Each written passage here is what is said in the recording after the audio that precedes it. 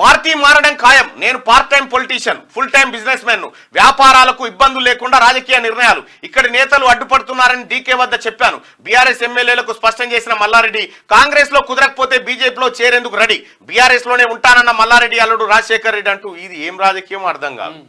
ఇక్కడ మల్లారెడ్డికి ఇప్పుడు అత్యవసరంగా రక్షణ కవచం కావాలి. మల్లారెడ్డిని ఇప్పుడు ఎట్టి పరిస్థితుల్లో కేసీఆర్ రక్షించేంత శక్తి కేసీఆర్కు లేవు. ఆయన రెక్కలు ఇరిగిపోయినాయి, ఈయనను కాపాడే పరిస్థితి లేదు. ఆయన బిడ్డనే ఆయన కాపాడుకునే పరిస్థితిలో లేడు. కాబట్టి మల్లారెడ్డి అనేకమైనటువంటి అక్రమాలకు పాల్పడ్డాడు, అనేకమైనటువంటి భూ కబ్జాలు, అనేకమైనటువంటి దందాలతోటి సంపదను కొల్లగొట్టిండు. అక్రమ కాలేజీల ద్వారా అక్కడ ఒక భూ కబ్జాలకు పాల్పడ్డాడు. ఇప్పుడు ఈయనను కాపాడాలంటే రెండు ఆప్షన్లు, ఒకటి భారతీయ జనతా పార్టీ, లేకపోతే కాంగ్రెస్, అది కాంగ్రెస్ లేదా బీజేపీ, రెండిట్లలో ఏదో ఒకటి చేరాలి.